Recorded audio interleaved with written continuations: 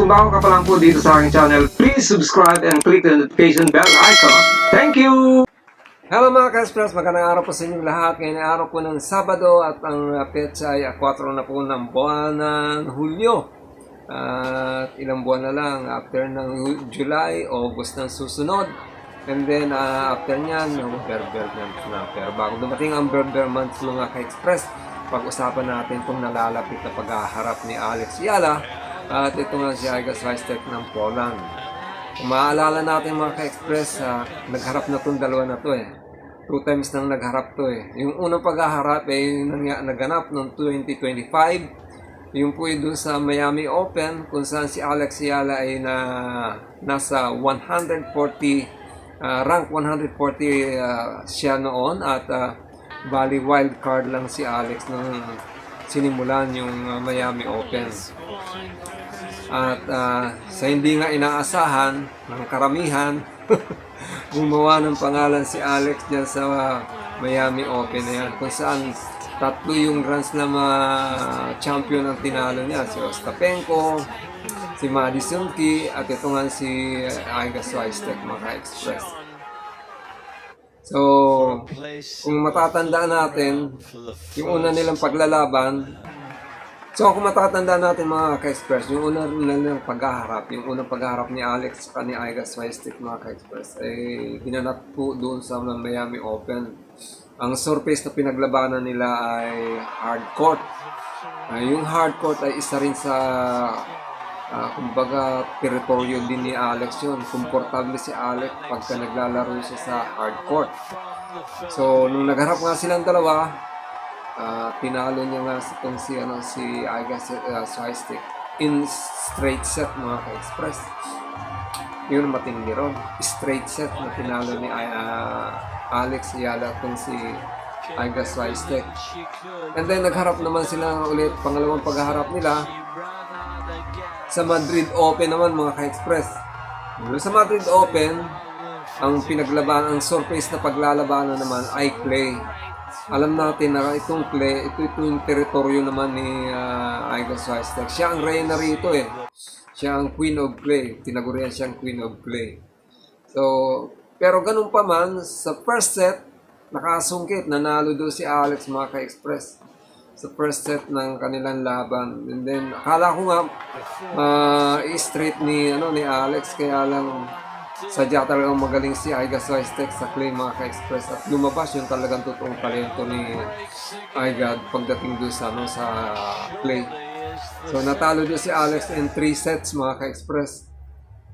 Ito nga, etong Wimbledon ngayon na championship mga ka-express, itong Grand Slam na to, dito mag-aarap muli sila at naka-schedule nga silang maglaban ngayong araw na to. At naka-schedule sila sa maghaharap sa center court. Asahan natin na yung pagka ginanap sa center court talagang jump pack yan. Full pack ang tao dyan na manonood. Although medyo, sabi nga nila, medyo mahal ang ticket dyan pagka sa center court ka nanonood. Pero siyempre ang ating mga kababayan hindi rin siyempre papayag na hindi nila mapanood yung laban ni Alex Yala. Kaya kahit gaano kamahal yan, papasukin at papasukin yan ng ating mga kababayan. So, ngayong paghaharap nila mga kaibigan, o mga kababayan, o mga ka-express, ngayong ikatlong paghaharap nila, meron lang ako ipupunto na hindi naman siguro na bias ako, hindi ako lalabas na bias. Kasi ang pinagbabasihan ko, yung statistic, yung performance ngayon ng mga player. So si Alex, pagpasok pa lang ng 2026 mga ka-express, yung una niya sali dito sa Birmingham, siya ang nag-champion dyan mga ka-express sa WTA 125. Although hindi yan kasali doon sa titulo na napapanalunan niya na nire-record ng WTA. Pero 2 beses na po siya nagkaroon ng nanalo ng WTA 125. Yung una niyang pagkapanalo ay yung doon po sa Guadalajara, Mexico, kung saan ang nakalaban niya doon ay si Ubardi. At doon naman sa yung katatapos lang na Lexus Birmingham Open, ang nakalaban niya dyan ay isang Czech Republic player, Czech player. Kung natatanda natin, si Alex Yala parang may sumpa pagkakalaban niya isang Czech player. Hindi siya manalo-nalo, pero doon nanalo siya kontra kay Barton Kova. Si Barton Kova po ang nakalaban niya. Pero hindi rin po basta-basta kasi parang rising star din tong Barton Kova na to. Pumalag to kay Sabalenka, mga ka-express. Muntik-muntik anang pang matalo ni Barton Kova si Sabalenka. So, ganun katindi yung nakalaban din ni Alex. Kaya lang, talagang sadya talagang para kay Alex yung laban na yun. Yung sa Lexus Birmingham Open na yan. So, kaya ko ito binabanggit, mga ka-express, kasi simula nang nag-open yung grass season, itong pinaglalaroan nito, itong grass, komportable si Alex na maglaro dito sa grass, mga ka-express. Nakikita ko yan tsaka yung composure niya, yung pagka naglalaro siya, kalmado lang. Kahit sabihin natin na medyo nalalamangan siya, hindi siya yung hindi nasisira yung kanyang temperament. Wala siyang issue sa temper niya o sa mood. Wala siyang issue diyan, mga ka-express. Minsan nga napapangiti na lang siya o minsan napapabuntong hininga. Normal yan sa mga Filipino players. Ganun talaga, parang nangihinayang. So kaya ako nasabi na depende yan sa performance nila ngayong itong grass season. Kasi nakita ko yung kung gaano ka effective yung mga atake ni Alex Yala kahit sa mga kalaban niya. Sipin nyo na lang, ang una niyang sinibak na malaking pangalan, itong si Rybakina, di ba? Hindi basta-basta yung nakalaban niya dito sa nakaraang grass season, grass tournament.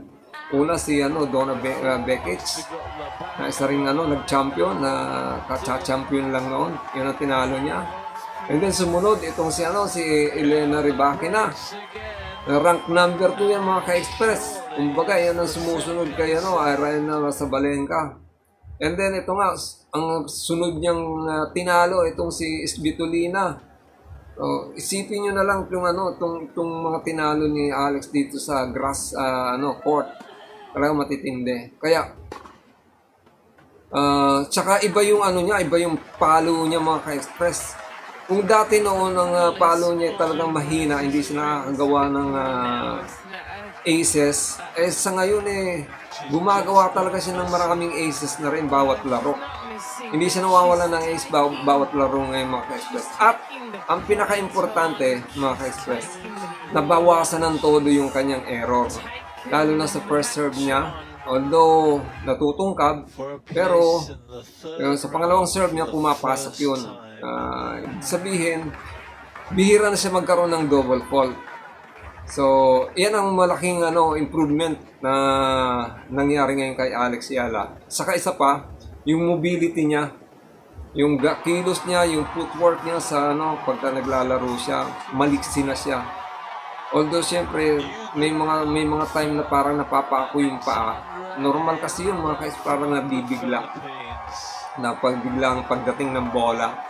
Kasi siyempre ang bilis ng dating ng bola diyan, lalo pat ang mga kalaban niya ay mga talagang malalakas pumalo. Iba si Rybakina kung pumalo, ilang aces ang pinakawala ng Rybakina, 11. Pero ang nagpakawala din si Alex Yala ng 6. 6 ba o 4? Basta nakapagpakawala din ng aces nun si Alex. So dito nga sa laban nila ni Iga Swiatek, mga ka-express, masasabi kong napakalaki ng chance ni Alex na matalo niya muli dito si Iga Swiatek. Alam ko medyo sabihin natin na sobrang ano naman, hype na naman itong ginagawa natin kay Alex Ayala. Pero ako naniniwala ako sa kakayanan ni Alex, mga ka-express. Lalo na ngayon, ngayong grass season. Matindi talaga yung pinagbago ng kanyang laro. Lalo sa kanyang serve at saka yung atake niya, mga ka-express. Yung mga winners niya, ang gagaling. Napapahanga ako minsan doon sa mga winners ni Alex Ayala. So, ito namang si Aiga Swiatek, mga ka-express. Di rin natin matatawaran to. Ang serve nito talagang malupit. Mabigat talaga ang serve ni Aiga Swiatek. Saka yung forehand niya rin, mabigat din ang forehand saka backhand ni Aiga Swiatek. Hindi ko nga lang na nakikita si Swiatek na umaatake sa net. Bihira siyang umatake sa net eh. Kaya dapat yun ang samantalan ni Alex na yung drop shot, yan. Isang malaking bagay yan. Sa halimbawa, sa matagalan rally, diyan magaling si Alex. At diyan naman medyo kinakapos si Aiga Swiatek pagka ang rally matagal. Pero pagka maiksian lang palitan ng bola, malaki ang tsansa ni Aiga Swiatek. Pero siyempre alam natin ang kalidad ng bawat player na to. Sabi nga ni Alex Ayala, bibigyan niya ng magandang laban to si Aiga Swiatek. So, pag ang magiging batayan talaga dito, mga ka-express, kung sino ang makakagawa ng mas maraming error, yun ang matatalo. Kaya kung sino ang makakagawa ng napakaraming error, yun ang tiyak talo. Kasi, siyempre, pag nagkaroon ka ng error, it means na puntos yun sa kalaban. Nagbigay ka ng point dun sa kalaban mo. So, magandang laban yan. Ito yung parang most awaited na match. Kinasasabikan yan. Hindi lang ng ating mga kababayan Pilipino, kundi kahit ng mga taga-ibang mga ibang lahi. Pag ako nga pinapan nga yung camera sa mga fans na nanonood, nakakita ko halos mas marami din yung mga ibang lahi na nanonood at siyempre nag-upload sa mga bawat magagandang point na nagagawa ng mga naglalaro doon sa court. Lalo na kay Alex. Nag-upload din sila kay Alex pagka magaganda, lalo na yung mga drop shot na nakukuha. Pag may nag-drop shot yung kalaban ni Alex, tapos nakuha na ibalik ni Alex. Palakpakan. Pero mas mabigat ang palakpak ng mga kababayan natin Pilipino. Ito nga, ang laban nila ay magaganap mamayang alas 8:30 ng gabi. Philippine time po yan, mga ka-express. Siguro kung doon sa London, baka 1, 2, 3, 4, 5. Mga alas 2 ng hapon yan, alas 2 ng hapon. Kasagsagan ng init. So baka hindi naman gaano mainit sa London. Pinakamainit sa kanila, 26 degrees eh. Dito sa Pilipinas, 32, para kang tinutustan eh. At saka sanay dyan si Alex. Kahit uminit yan, sanay yan dyan si Alex. Sanay yan sa bilaran. Kaya kumbaga, advantage yan kay Alex kahit uminit man ang panahon. Pero siyempre, yung sinasabi ko nga, yung kung sino pa rin ang makakagawa ng mas maraming error, yan siguradong matatalo. Sa ngayon, yung pagsimula ng grass season, napakaliit yung error na nagagawa ni Alex sa lahat ng kanyang laro ngayon. So, malaki ang tsansa ni Alex na matalo niya si Aiga Swiatek. Hindi na upset, mga ka-express Iba yung upset, kasi yung upset yung hindi pa siya kilala, yung isang player na hindi pa kilala at ang natalo yung kilalang player. Pero ngayon, tingnan nyo naman ang ranking ni Alex Ayala, nasa top 30 na siya.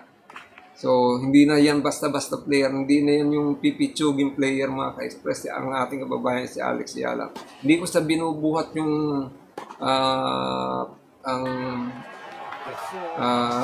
si Alex Ayala dahil Pilipinas siya. Kundi binubuhat ko siya dahil nga talagang deserve niya yun eh. Kasi sa bawat laban niya, tumataas yung ranking niya. Tulad ngayon, sa live ranking, nasa na siya, 31. 31 sa live ranking. Pero doon sa bago naging seeded, at ito pa, siya ang kauna-unahan pala nga Pilipina na naging seeded dito sa Grand Slam Championship dito sa Wimbledon. So, abangan natin at supportahan natin ang laban ni Alex Yala mamayang alas 8:30 po ng gabi dito sa Pilipinas. At harinawa, pagtagumpayan ni Alex at pagka nanalo dyan si Alex, ang makakaharap niya either si Paulini. Si Paulini ang makakaharap niya sa round 4. Ito round 3. Siya na lang ang Southeast Asian na player na natitira kasi si Sawangkay pinalo na ni Mukova kanina eh. So, kagabi pala. So si Alex na lang natitira sa Southeast Asian player. So, maya-maya kita-kita tayo diyan sa sa YouTube. Para panoorin natin yung mga live kung merong magla-live sana. Pero kadalasan live scoring lang yun po yung mga express. Anyway, muli ako naman po si Hil at ang Hilbal Channel. Ang nagsasabi na may pagpala ng bawat sa atin natin pong may kapal. At bigyan tayo ng pagpapala sa araw-araw. Maraming salamat, God bless you, and Diyos mabalos.